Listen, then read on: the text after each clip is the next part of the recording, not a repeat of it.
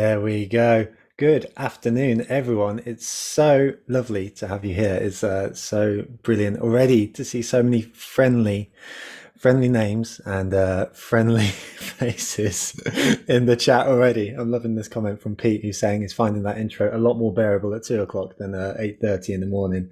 So good for you, Pete. I'm glad that we can be more bearable for you. It's so lovely to see these chat messages coming in. Please do keep them coming in right now and throughout the duration of today's session. In fact, I should speak about that a little bit more because as ever, there are two challenges for everyone in attendance today. First challenge, it may be season 7, but these things do not change. Please do keep that chat feature running and chatting and being positively lovely and listening to one another throughout the duration of today's session. As ever, Mary and I will be doing our absolute best to make you smile, to give you information that you need. But the second part of this is all about all of you. Whether it's you highlighting a point that resonated or whatever it may be, the experience of the marketing meetup is very much about the community, and the community gets really highlighted in that chat feature. So please do make the best use of it throughout the duration. I'd love to see where you're tuning in from, as a lot of people already have. Secondly, do drop on social media after today's session your biggest takeaway. And the reason why I asked for that is threefold, really. The first is all about conversation afterwards. So the opportunity for every one of you to meet and chat and learn from one another and sort of share knowledge. Some of you may have taken different things from today's session than the others. So to have that opportunity on social afterwards is really important. And then the second, I lied, there's only two, is it's also how we grow the community. It's how we find more lovely people like all of you on the chat here today. This community grows through word of mouth and social media. So if you do share, it's doing us a huge favor in return for these free events. If those two challenges are lodged in your mind, all about keeping that chat feature buzzing, which is amazing. I can see Tyrone in South Africa. We've got people in Essex. I think we might Chorley Cake. I don't want to know what's going on there. Then please do keep that chat feature going, and please do share on social media. If that's good, let's go on with today's introduction of today's guest, who is one of my favorite people of all time. It is the most wonderful Mary Owusu. Mary is the founder of SEOsprints.com, where businesses can learn to accelerate their traffic and boost their leads using SEO sprints. Mary's SEO sprint system shrinks the time it takes you to leap your website to the top of Google by exposing and capitalizing on your website's unique pressure points. You may ask how, and this is where the sprint comes into things. Mary's sprints create an instant SEO scorecard for your website and then map these scores to your roadmap and checklist so you can finally get about outranking your competition. If you or your team are feeling overwhelmed by SEO or underwhelmed with your results, then I suggest Mary is a very lovely place to start. On a personal level, let me just say that Mary is warm, kind, articulate, blessed with clarity, and just, as I say, one of my most favorite human beings. I know you'll feel the same after today's session. I'm very nearly done. Today's featured sponsor, before we get going, is Impression. Impression are fabulous if you are looking for anyone to help you level up your digital marketing on a holistic level. You've got help with analytics, as we're speaking about today, but also PPC, SEO, a whole bevy of experiences and services. Impression are noted as one of the UK's most leading agencies, not only as for their performance, but also to work for. They've got offices in Nottingham and London, and honestly, they're just so lovely. Well worth checking out Impression too. Last thing for me to say is that we also, this session will run as a presentation and then a Q&A.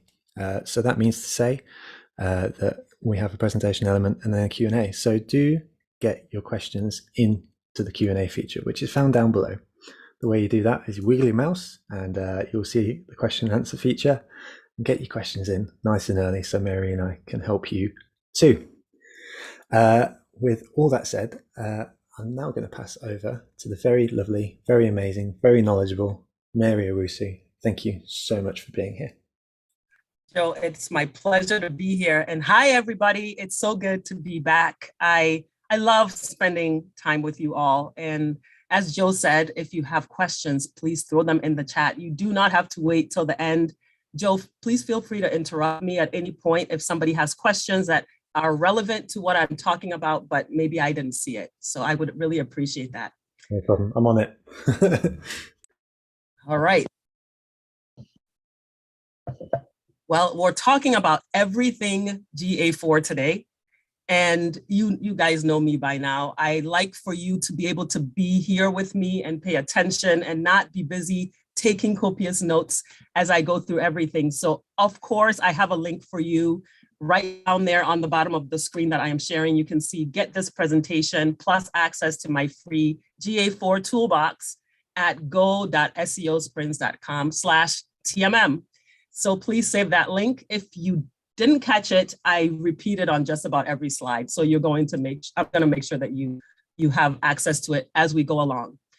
All right, so that's how you can follow along with the presentation. You'll see the same slides that I'm showing here are available at that link. It's also listed down below here for you.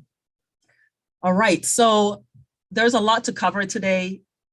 I've always loved the field of analytics ever since I started my career in digital marketing. My career started with search marketing, and that is why SEO is the business that I run and it's the passion that I have. But analytics is an inevitable and it's just a part of digital marketing that you can never separate from any type of digital marketing, SEO included. And so from early on in my career, I've always been a huge proponent of analytics and measurement. And you can't just get a website to be #1 on Google without immediately asking the question, what does that mean for the business? How did we get more goals, more conversions as a result of that #1 ranking? So analytics always been a part of my story. And so when Google Analytics announced that it was changing after 9 years of running the current version to GA4, my ears perked up just probably as much as yours. So what I want to make sure that we talk about today is the what's and the whys and the hows of GA4. So you walk out of here with real clarity about what you should do now, what you should do next week, what you should do later. Let's put some priorities in place and also some real action items. And I'm hoping that we can get through that today. So the what, this is our agenda. This is the what. We're going to start with the what. What is Google Analytics 4? It's also called GA4. What is it exactly? Why should I care? When and how? Here we'll talk about what do I have to do now and what can I wait on? What can I wait to do later? Also, how do I know that I'm doing those things correctly? And then after we go through those first 3 points, if you still have questions, I want to hear them. So definitely drop them in the chat as we go along. All right, let's get started with what is GA4 exactly? All right, so Google Analytics 4 is, well, before we talk about Google Analytics 4, let's talk about what Google Analytics is, okay? We are all probably familiar, but it's important to mention that GA or Google Analytics is the most popular software that businesses and marketers use to understand how people use their websites. You all are probably familiar with GA. Matter of fact, 85% plus of all of us use GA4 or Google Analytics rather on our websites. And you're probably one of them, as I said. And why do we default to Google Analytics?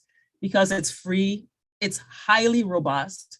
It plays really well with other marketing tools as well. And did I mention it's free? Okay, so it's a great free tool and we're all very lucky that Google has it available for us to use without any payment of any kind at this point. And so when Google Analytics 4 was announced, it was really important for us to understand what is it? How is it different? Well, Google Analytics 4 is the latest version of Google Analytics, which has been around for many, many years. Since it's the 4th version of Google Analytics, it's called Google Analytics 4. It's really as simple as that. The current version of Google Analytics that you're probably running on your website if you are a Google Analytics user was introduced back in 2012. It's called Google Analytics Universal. It's also called Universal Analytics. For ease, today we are going to call it GA3 because I think it'll just make it easier for us to talk today. So GA3 is the current version that we all run. It's been around since 2012. And let me tell you, life was different in 2012. Here are some important marketing stuffs that happened around 2011, 2012, when Google Analytics 3 was introduced. That was the year that Facebook went IPO. That's the year everybody said MySpace died and Facebook took over. That was 2011, 2012 timeframe. It's been a while. It's also the year that Google Plus was launched. If any of you remember, Google Plus was supposed to be Google's answer to Facebook. It was going to be the biggest social network out there, and it has since died. But 2012 is when that tool was introduced by Google and launched. Netflix was also founded around that time. And 4G was the big thing. Everybody was talking about how 4G is the big new way of communications. And as you all know, we are now in 5G mode and 4G is long forgotten. The other thing that I have on the screen here is the screenshot here, which says that early in the year, early in 2012, Facebook and Twitter were lambasted by marketers for not providing them with enough detail to accurately measure the ROI of their campaigns. We were very data focused. We wanted more data from these platforms. We were all about, give me as many segmentations as possible so I can really market to this person who lives in this place and has these needs. We were very data centric and very much about acquiring as much user data as we could. Very different from where we find ourselves today, right? Where we are sort of on the opposite side of things. We are a bit more focused on this cookie-less world now. The whole pendulum has shifted and people don't want to share their data. People are very attuned and very focused on privacy and, my data is my data. And I'm sure you know this, you're living this in the UK. You're living this in Europe more so than I am in the US. So you're very aware of this. You're hyper-focused on this. The pendulum has completely shifted. And really the world of data, the world of marketing has changed. And what Google recognized was that its platform was not up to date with the current needs of society and of marketing as a whole. Google actually released GA4 in 2019, 2020. It was released 2.5 years ago. Even though it might feel like it's just now released, it was released 2.5 years ago. There are businesses that have been running GA4 for 2 to 2.5 years now. And when Google was introducing GA4 back then and even up to now, the focus was how do we maintain compliance? How do we play in this new world where data is not going to be as available for collection? Also, the way that we interact with mobile devices, think about Netflix was just invented back in 2012, was just introduced back in 2012. And think about how easy it is for us to move from Netflix on our phones to Netflix on the TV, to Netflix on the tablet, to watching Netflix at a friend's house by logging into our same account, but still being the same person moving seamlessly between devices. That has changed. Google Analytics 3 was built in such a way that if you wanted to track a user on a website, you had to use a different set of code, a different tracking system than if you were tracking that same person on a mobile app. If you had to use a mobile app analysis or reporting, you were using Google Analytics for Firebase. It was a completely different tagging system. And I'm sure most of you are more familiar with regular Google Analytics than Google Analytics Firebase, because that was mainly for apps. So Google said, forget Firebase, forget for websites. We're going to bring all those two things together and create GA4, which can be used to track any type of device, whether it's an Apple device, whether it's an Android device, but also whether it's an Apple application, an Android app, an Apple App Store app, or a website. It doesn't matter. Now everything can be tracked through one single interface. So you as a business can understand how your entire product suite is functioning. Some people even say Google Analytics 4 is a product analytics tool and not necessarily just a marketing analytics tool. Some people have coined it a product analytics tool because it can truly tell you about all your products, your website, your apps, your mobile site, all of it is all measurable in a much more succinct way. So that's another way that GA4 is fundamentally different from GA3. GA4 is also predictive analytics focused. So GA4 will look at your data and what's happening and actually make suggestions to you about things you should do differently.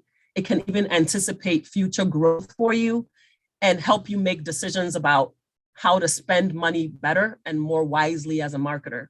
For example, if you're seeing a lot of traffic and a lot of conversions from a particular channel, GA4 will tell you that if that pattern increases or if that pattern continues, that you can expect X more conversions next week, as an example. So those kinds of predictions are built into GA4 that were not in GA3. And the final point on the slide is that GA4 is built from the ground up. It truly is from scratch, developed from zero. GA1, 2, and 3 were all built from the same code base. So once the world changed so much, GA4 was a completely, Google realized it could not continue to just layer on from the base that it had used to build GA3. So it's a completely different system altogether. The mindset and the approach are entirely different from just a pure coding perspective. So what does all this mean? To be really blunt and be really direct, GA4 is a complete learning curve to GA3. And for those of you that have already set it up, we've already got GA4 running, which I'm going to assume is some of you, because I asked Joe, I was going to use Joe's website as an example live so we could all watch how GA4 is set up, but he was already leading the pack. He's already got it set up, so I couldn't use him. So I said, you already have it set up? He said, yes, I do. And I'm sure some of you have it set up as well. And you can probably attest to the fact that it is a completely different interface, a learning curve, to be direct. So it's going to take some time for all of us marketers to get used to how to pull the same types of reports that we were getting in GA3 from GA4. And I'm hoping by the end of today that you're feeling more and more comfortable with how to do that. Okay, I'm going to take a short pause. Any questions so far, Joe? There's quite a lot of questions, but they're quite specific and not necessarily to the points that you've raised so far. So I'm going to, if it's okay, I'll suggest that we carry on because you might end up covering some of them and we can't get into the specifics later if that's okay. Awesome. Okay. That works for me. Cool. Okay. So now that we've just talked about what is GA4 exactly, the question now is why? Great, Google, you made changes. Why should I care? Why should we care about GA4? The short answer is, damn it, Google, because Google is making us care, okay? Google is making us care because it is deprecating GA3. GA3, as I said, or GA4 rather, as I said, came out 2.5 years ago. And tell me if you agree that you didn't pay it much attention. You figured, Google is developing something. I'm just going to continue using GA3. I don't really need to change anything yet. That was probably most of our mindsets. But then back in March of 2022, just a couple of months ago, Google put out a blog post and said, here are some excerpts from the blog post. 2.5 years ago, we introduced Google Analytics 4. All standard universal analytics properties, universal analytics being GA3, will stop processing new hits, AKA new information, on July 1st, 2023. So about a year from now, GA3 will stop processing new information, meaning on July 1st, when you open up GA3, there'll be no information showing up in that particular property at all anymore. That's the first point. Here's the second point that a lot of people didn't read because it was later on in the blog post. Google goes on to say in this post that after that date, you will be able to access your previously processed data in GA3 for at least 6 months. Did you catch that?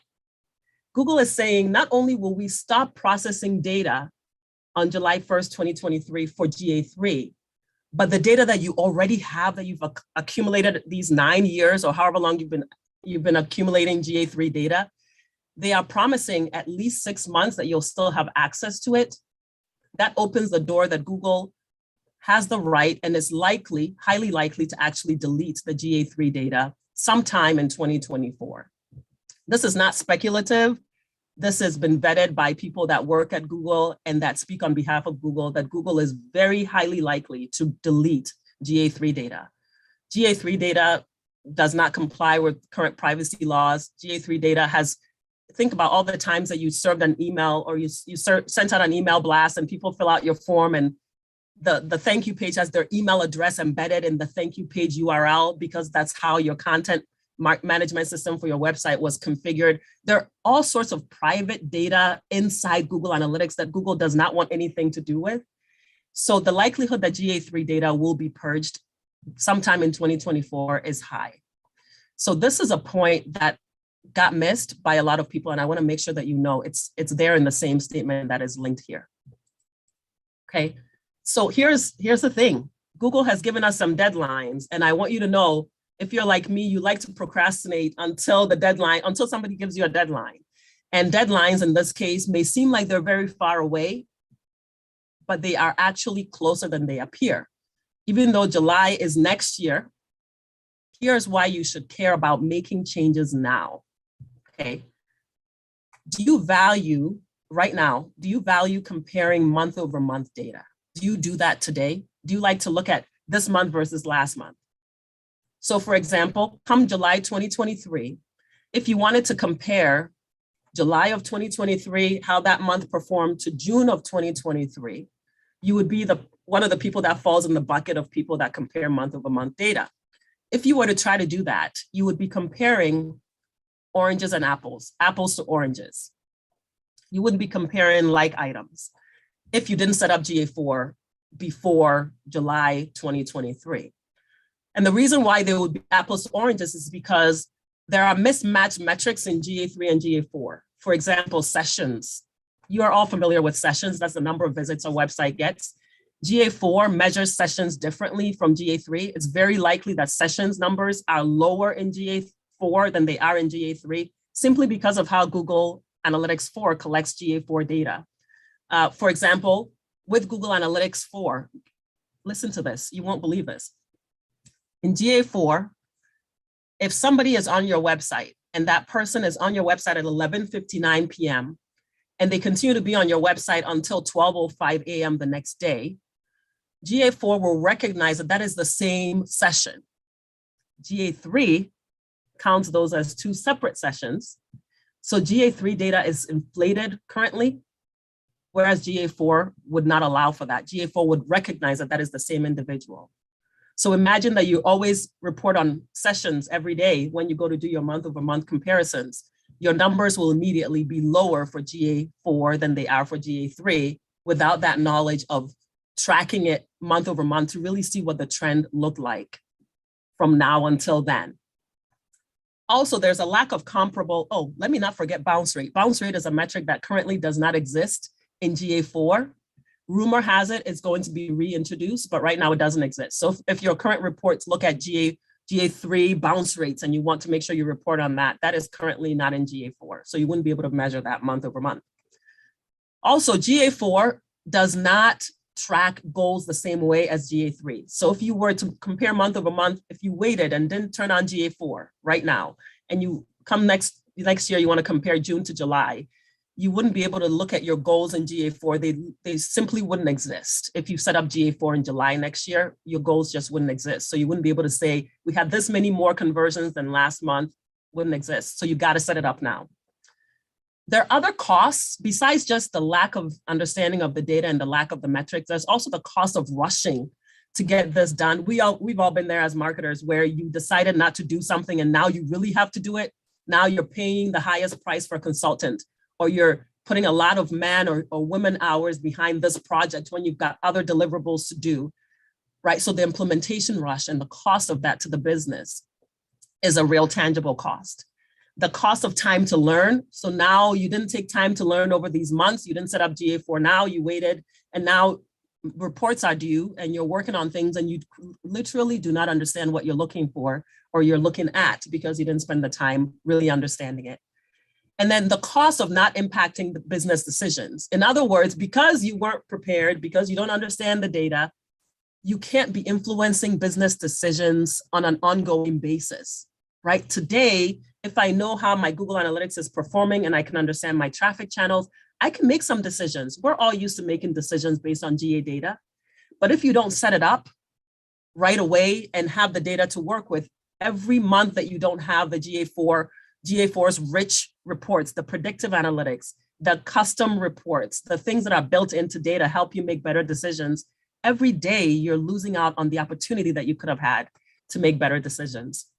So if you're somebody that likes to compare things month over month, this is what you stand to lose if you don't set up GA4 before July 2023. The same list applies if you're someone who likes to compare data year over year. If you want to look at 2023 year compared to 2022, same thing, same list of things. You're in the same boat where you cannot compare things apples to apples. You're comparing oranges and apples simply because you didn't set things up early enough. And also, if you're someone who likes to compare things over multiple years, we've all seen how the pandemic has changed things. So maybe you want to look at 2018, 2019, 2020, 2021, 2022 and beyond, and really see how, before the pandemic, how were my metrics performing, and then compare it to post-pandemic. So you like to look at multiple years. The same list applies. So no matter what type of reporting you do, even if you do ad hoc reporting where you just log in once in a while and you just kind of pick things, honestly, the data would not exist. And what does exist will be hard to compare. Your only solution, regardless of your reporting process and your reporting cadence, is to set up GA4 now. And I mean now, when I say now, I mean yesterday. Set it up as soon as possible. And also turn on the free BigQuery integration. And I'm going to show you exactly what I mean by that as we're talking today. Because BigQuery allows you, Google Analytics 4 rather, includes BigQuery integration for free. And it allows you to essentially push all your data that you're collecting into a data warehouse where it lives, where you can go and manipulate it and then display it into Google Data Studio, or if you use another visualization tool, you can use that as well. But essentially, it's a storage place for all your raw data to live, and you can push GA3 data in there as well, so that you don't actually lose it when it gets deprecated come July 2023 or beyond. Okay, so the why you should care, I hope has made sense to you. And again, any questions, Joe, you just stop me. Otherwise, I'll keep going. Keep going. The last, right. There's Mary, you're just wonderful. These tips are amazing, and we're only a few slides in, so thank you. So I think that's encouragement to continue. Awesome. Okay, now what do you have to do now? Okay, now we know Google is making us care. Damn you, Google, you're making us care about this. You're a free product, but you're such a good product.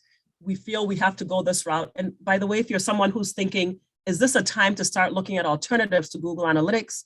There are some alternatives out there, but none are as robust as GA4. There just isn't.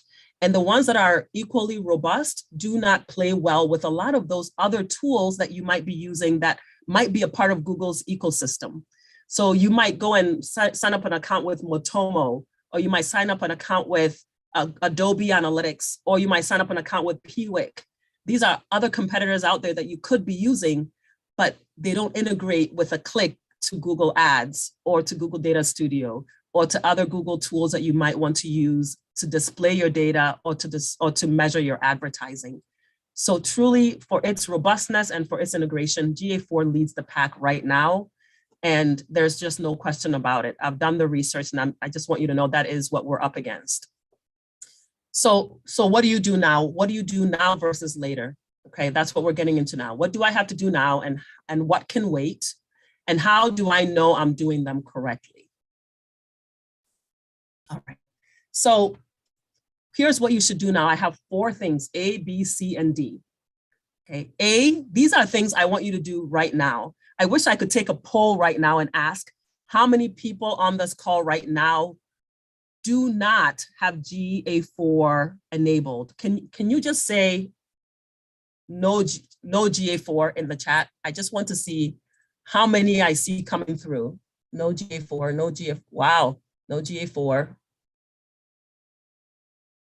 Most of us, or a lot of us, I don't know if it's most, but that's a lot of us. Thank you for being bold enough to share this. I'm going to show you how to do it. We're going to do it today, okay? We're going to do it. And you'll see it takes 5 minutes or less. It's actually really quick and easy to set up GA4. It's the next steps that get a little bit more complicated, but the easy stuff, let's get the easy stuff out of the way, okay? Awesome, awesome, awesome, awesome. Seeing your chats come through. Some, yay, yes, GA4, I have it, but I don't think it's tracking correctly. Excellent. Thank you for your participation. I love you all. Okay, so here's what we're gonna do. If you fall in this camp where you do not have GA4 set up at all, then you need to configure GA4. Then you want to turn on something called enhanced measurement. What this is GA4 automatically tracks all page views, automatically tracks them.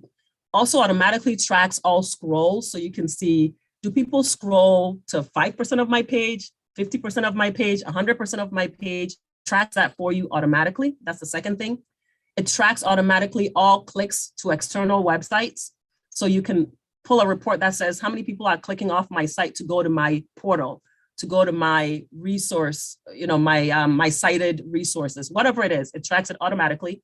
It also tracks searches inside your own site search box automatically. It tracks, if you have YouTube videos embedded on your site, it tracks those video plays and tells you how long people are playing those videos. So you can get a sense of engagement with your videos, automatic tracking. And it also tracks any file downloads, any PDFs you have on your site, any zip files, anything downloadable off your site. Google Analytics 4 immediately finds all of these 6 metrics. They're called enhanced measurement metrics, and it tracks them automatically. So we're going to turn that on. And then the last thing we're going to do together is turn on Google Signals if your company complies. This is the ability for you to automatically capture people's demographics and interests so that you can more accurately track them as they cross different devices. So I'll show you how to turn this on, but if you're not sure if you should turn it on for GDPR reasons, you should leave it off, even though I'm going to show you. You should leave it off until you can verify with your legal team that it's okay to turn it on. Okay, so, here's an example of what Google Signals looks like if you want to have a visual. So without Google Signals, if you go to the demographics report inside GA4, you'll see nothing. But with Google Signals turned on, you'll see the genders. Am I attracting one gender over another? What are the interests of my audience? And what are the age categorizations of my audience as well? That's the level of detail you get with Google Signals, okay? Let's walk through it together now. All right, so go to Google Analytics. Go there, I'm going there as well. We're all gonna meet in a second inside Google Analytics. Where's my GA screen?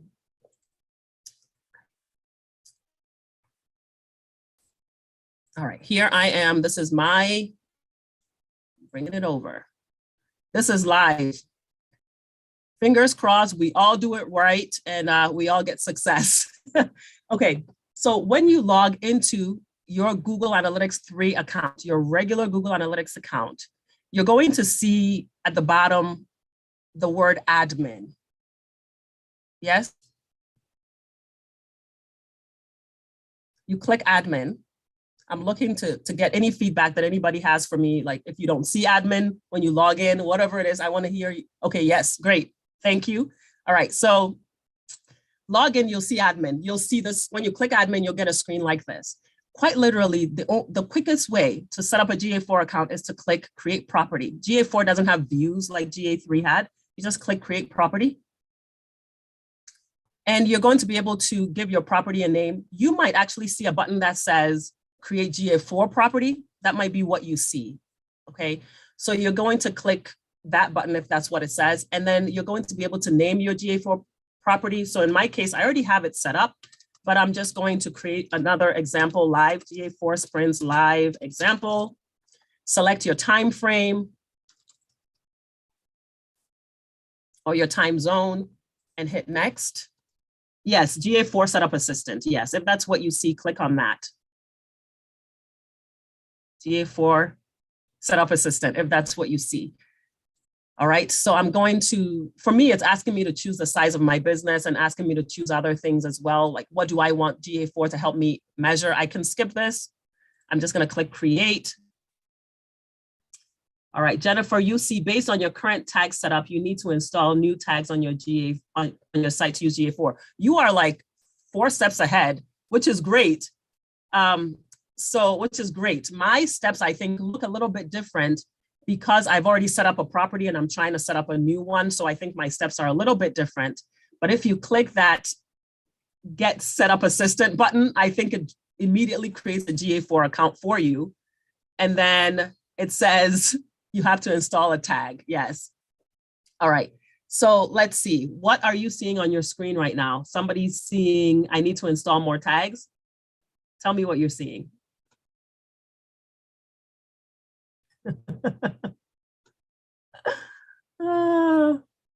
Tag installation, custom event measurement. I'm seeing the same as you. Okay, some people are seeing what I'm seeing. Others are seeing a couple other things. But is anybody seeing data streams? Do you see a section called data streams that looks like mine? If not, click on data streams. The way that GA4 works, yes, set up a data stream. Yay, excellent. We're all caught up. Okay, so the way that GA4 works is it says, well, what are you going to be tracking? A website or an app? Remember, it brings those things together. So of course, for us, we're going to choose website for now. And it's going to ask you, well, what website? So here you type in the website itself, SEOsprints.com. And you give your stream a name. So here you would just put SEO Sprints website as an example, okay? And do you see here where it says enhanced measurement and you see how it's already checked? This is what I was talking about. GA4 automatically tracks page views, scrolls, outbound links, et cetera, for you. So leave that on, do not uncheck that, okay? And then you click create stream.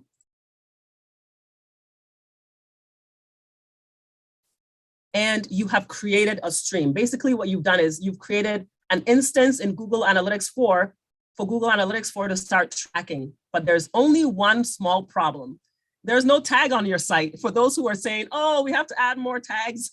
Yes, you do, because right now there's no communication between this account you've just created and your website. All you've done is told Google Analytics to create another reporting dashboard, but it doesn't know what it's tracking. You've got to put a piece of snippet code on your website. Here is where, let's see, anybody have questions? Let's see. Yes, data. So Philippa, you're saying data collection isn't active for your website if you installed tags more than 48. Yes, the same thing I'm seeing up here. It's not installed. So you're in the right place. If you're seeing information that says it's not installed, it's because it's not installed. We haven't done the installation yet. Okay, that's exactly where you should be. There are 2 ways to install Google Analytics 4 tracking code on your website. Okay. And Google Analytics tells you how to do them right here under tagging instructions. You don't need a special guru to tell you how to tag your site. Google Analytics tells you there are 2 ways. The first one is if you have never put any code on your website, any Google Analytics code or any Google Tag Manager code on your website, then you're operating under this one that says add new on-page tag. If, however, you have existing Google Analytics or Google Tag Manager tag on your website, then you're going to follow the instructions under this section. That's it. So for me, I'm going to walk you through the example for people that have Google Tag Manager set up, because that's what I have. But know that if you don't have Google Tag Manager set up, you would just click the Google Analytics option and Google tells you how to then paste the code directly into your site without going through Tag Manager. I know, Ray, Tag GTM is immense. Google Tag Manager is immense. There's a lot inside Google Tag Manager, but it's also digestible if you just if you just go in and do what you need and get out. GA4 or Google Tag Manager is actually quite easy to use if you just focus on the simple things you need to do. Some people do very complicated things inside GA4, but I don't, and I think most of us shouldn't either. Okay, so when I go into GA4, I keep saying GA4 when I mean Tag Manager. When I go inside Tag Manager, again, I already have Tag Manager set up for me. So I am following use existing on-page tag, and I'm following these instructions. Literally, Google is telling me what to do. It says, go into your Tag Manager, click Tags and click New, then click Tag Configuration and select GA4 Configuration. So I'm just gonna go to Tags New, Tag Configuration, and select GA4 Configuration. Watch this. Tags, New, here's my new tag. I could have gone to Tags here and clicked New. I could have also just clicked the new tag on the previous screen, okay? So Google says, now click Tag Configuration and click GA4 Configuration. So I click into this tag configuration box and I click GA4 Configuration. So far, so good. Now it says, now enter this measurement ID. This is unique to me. This is my measurement ID up here, right here. So this is the measurement ID that Google Analytics has pasted down here for me. So it's saying, enter this inside this box, okay? And then it says, now set a trigger to all pages and then save and publish your tag. That's it.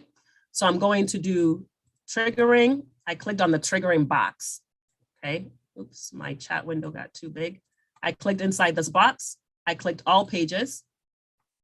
Now I'm going to name, before I click save, I'm just going to name my tag. So I'm going to say GA4 configuration, just to give it a name. All tags in Google Tag Manager require some sort of name, otherwise you'll confuse yourself. And then you press save. And then you're almost done. The last step is to publish what you did. Just because you've made the tag does not mean that it's actually saved onto your website. You have to go through the process of clicking publish, also known as submit. So you click submit, and it's going to ask you to give a description to what you just did. So added GA4 configuration tag. Just give it a nice descriptor and then click publish. And it will tell you, saying like no one is watching, you've just published your tag. That's it, okay? If you've never set up GTM before, or if you're kind of lost because this is not your way of doing it, or you don't have access, somebody else does it at your business, whatever your reason is for being stuck on GTM, the GA4 toolbox that I mentioned that you're going to have access to on the link that I'm providing, I will walk you through how to set up GTM. I promise you, I will help you out. So don't worry about it if you're a little bit lost here. I will give you the step-by-step for your scenario to make sure that you can get GTM working for you, okay? So rest easy, you'll be good. So now if I go back to my workspace inside GTM, I should be able to see, if I go to tags, I should be able to see that there are no workplace changes. It used to say that I had one change that I had made, but now it says 0 because the change that I made was published. So now I don't have any lingering draft changes, okay? So that's all you do. And then when you go to your website, what you can do is, if now I go to my website and I look under GA4 reports, I'm going to switch to GA4 reports just so you can see, this is how I test to see if my tag is working. GA4 has real-time reporting just like GA3 did. And here we go. If I go to reports and I go to real-time, I should be able to see activity on my site under the real-time reports. And that's a way to verify. If I go to my site right now, SEO Sprints, I should be able to trigger the real-time reports showing up here. So that's a quick way to verify that the GA4 tag is working, okay?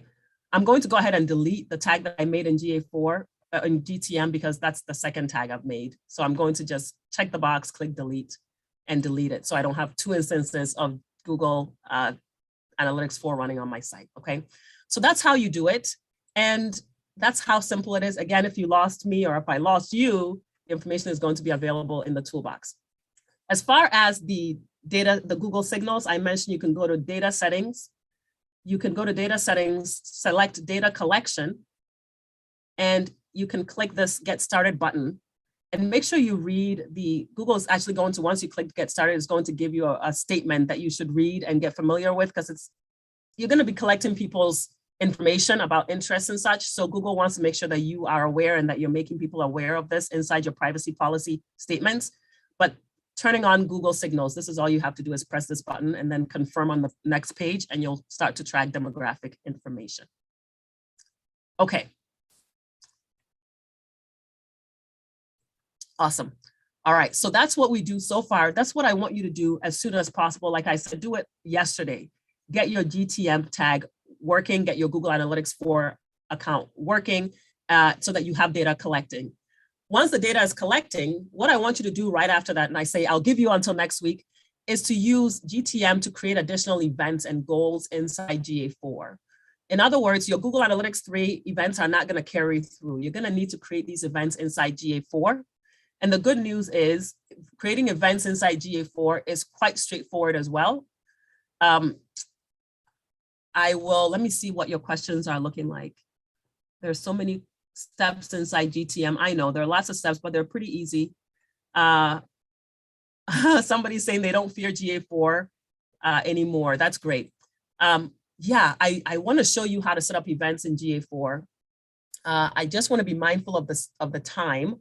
Let me do this. Let me just give you a quick overview, and then I'll show you the steps if we have a couple of minutes at the end, because it's very easy. And there are two ways you can do it, either directly inside Google Analytics or inside GTM.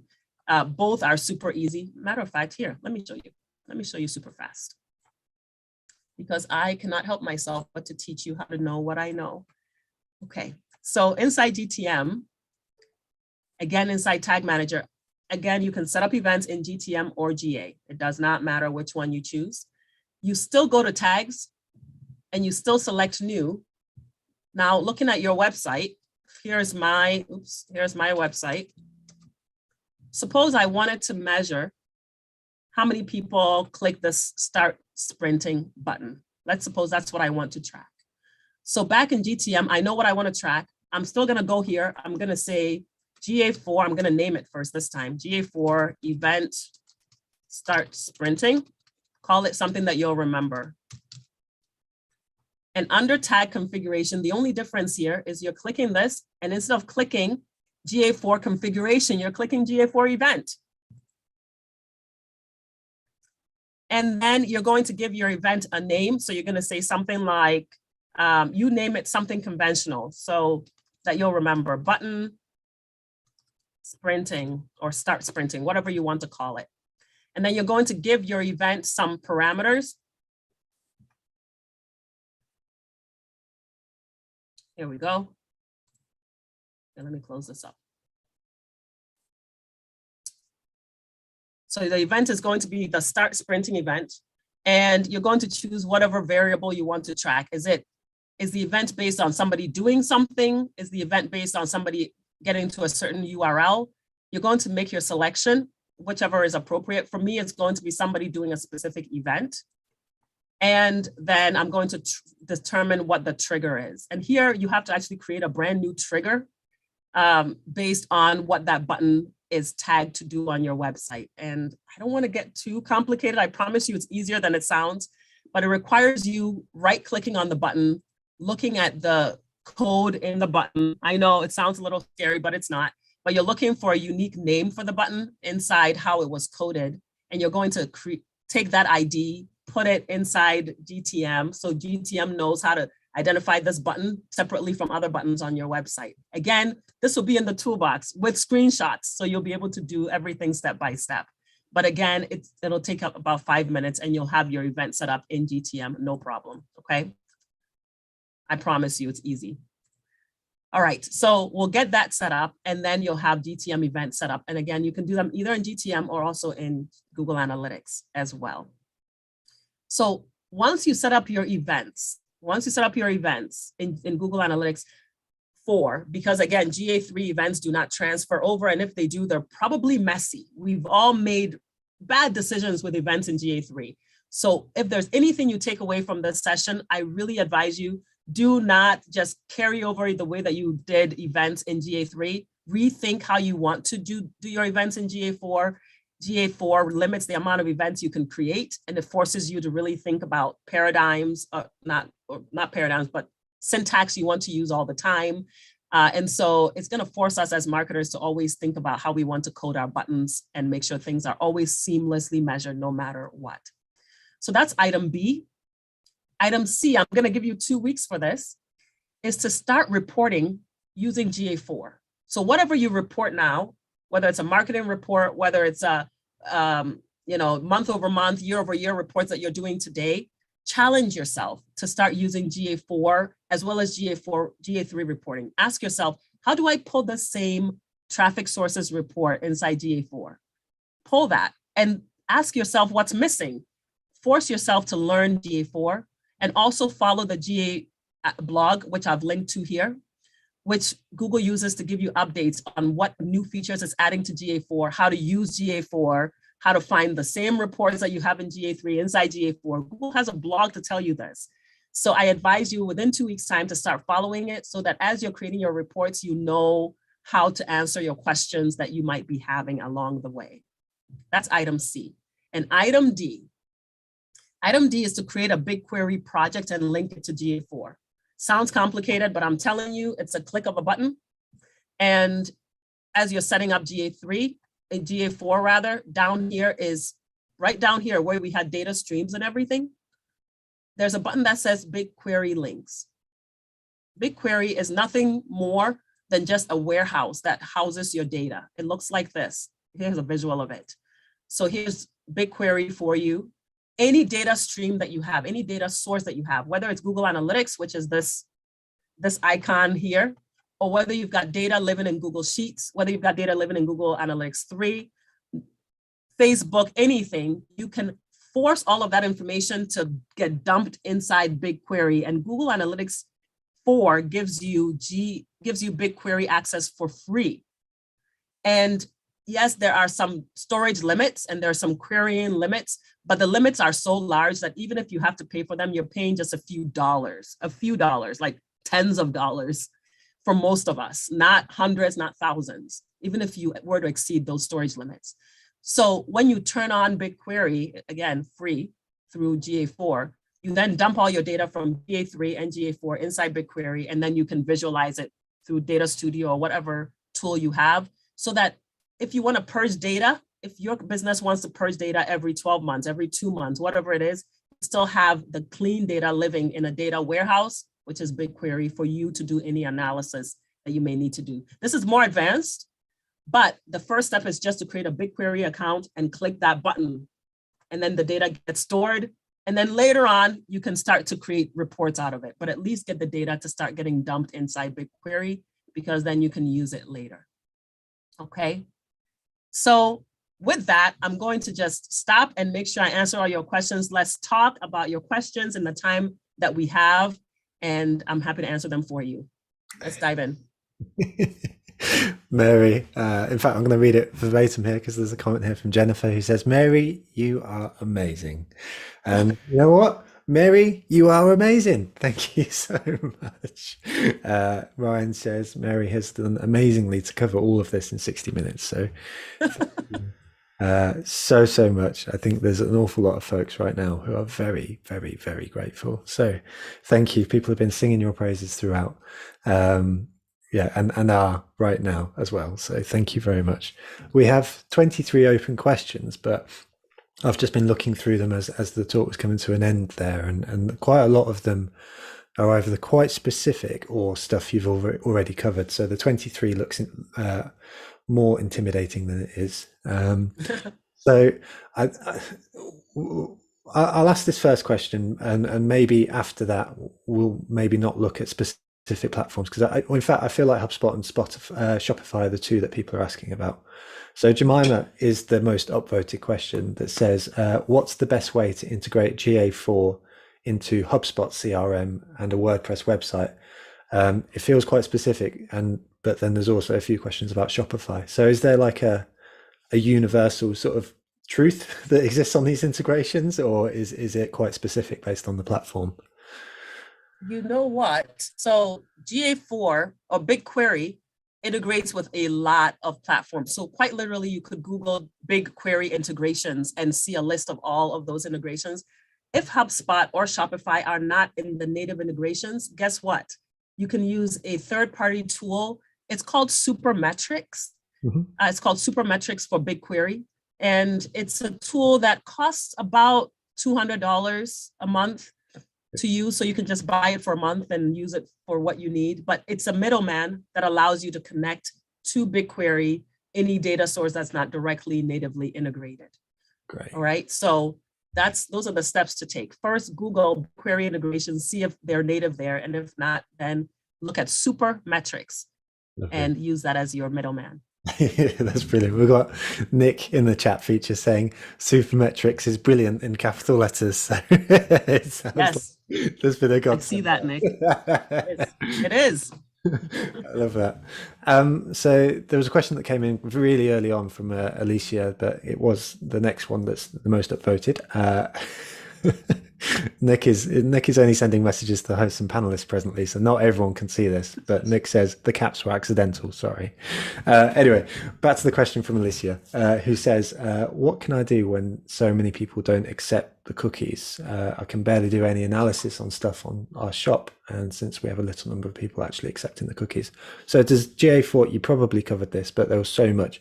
Does GA4 sort of mitigate this issue around cookies? Yes. GA4 does. So what GA4 does is it recognizes the cookieless world that we are entering and that we are very much in, and it fills those gaps in. So it doesn't need to collect a cookie. It can still identify that this particular entity, this individual, is the same person that is moving from this device to that device. So without collecting any private information or even without collecting a cookie, it can still fill in the gap and understand that that individual is the same. Obviously, it's obscuring the individual's private information. So this is something GA3 currently cannot do. When somebody says, I do not want my cookie collected, GA3 shuts down. Right. GA4, on the other hand, fills in those gaps. It's built to do that. Wicked. That's very reassuring. Cool. Next question. In fact, I think you've referred to it a few times throughout the presentation, and it's still down the bottom, folks. So be sure to go to go.seosprints.com/TMM, as I suspect this will be the answer to this question. But it is, what are some of the best resources you have used to learn more about analytics and GA4, Mary? Fabulous question. So yes, inside the toolbox, I'm going to give you the same resources that I use to learn about GA4. One of the best ones is actually Google's blog itself, where they're directly telling you what to do. The other one is I learn by doing. So anything I can't figure out. For example, I'm constantly pulling SEO reports. I need to see this SEO report and this SEO report inside GA3 and GA4. Anything I don't see, I Google it. And I look for an answer. How do I find my specific search engines inside GA3 the way I saw them in GA4, or inside GA4 the way I saw them in GA3? And so I'm always learning. And anytime I see a publisher answer my question, I add them to my list of publishers that I should constantly go to and refer to others. So in the toolbox, I'm going to give you the same list of people that I'm listening to and that I'm watching, so that you are also as up to date as I am. Amazing. I love it. I love the organization there as well, to be as mindful as that. That's really admirable. Good for you. I'm now going through all the questions. I feel like, your gift, if I may, Mary, and it's probably wrong for me to put this upon you, but I just love how you communicate, because you're so clear. And so there've been so many questions here that I can see in the chat feature. And what I'm going to do is make sure we capture them, just in case there's any that we can go back and answer retrospectively. But right now, it does look like quite a lot of them are quite similar questions. So I don't want to be going through the same again and again. So what I'm going to do is I'm going to suggest that we keep to our hour, if that's okay with you. And we capture these questions, and I'll send them through to you. And if there's anything there, then folks will be able to find you on LinkedIn and potentially you've either got content for weeks, or you can answer those questions directly, if that's okay. I'd love to. I'll be happy to answer any questions I didn't answer already. Thank you so much for your time. I love your attitudes and your positivity in the chat. And I hope that we connect. I hope you connect with me on the website and that I can send you this toolbox when it's available. And I'm just looking forward to just keeping in touch with all of you and helping you with any other questions that you might have. Thank you so much for having me again. I love being here. I was saying to Mary before we went live, I think you are now the number one person who has spoken the most at the marketing meetup, which I feel very proud about because you are you. So honestly, thank you so much, Mary, and thank you also to everyone right now who is putting in the chat feature that it was useful. That makes me very, very happy, and I'm sure it does Mary too. Please do say a big thank you to our sponsors. Impression are our featured sponsor today, but we've also got a number of individuals who contribute to the marketing meetup, and I will link every single one of them in the follow-up email. One big ask from me is that you say thank you to those folks behind the marketing meetup. It really, it makes them feel rightfully special, but it means that we can continue doing what we're doing. So they're really, really appreciated as well. So thank you everyone so much for watching. If you've got a big takeaway, please do share it on social media. Thank you once again, Mary, and we will see you again next week, next Tuesday, for the second marketing meetup of season 7.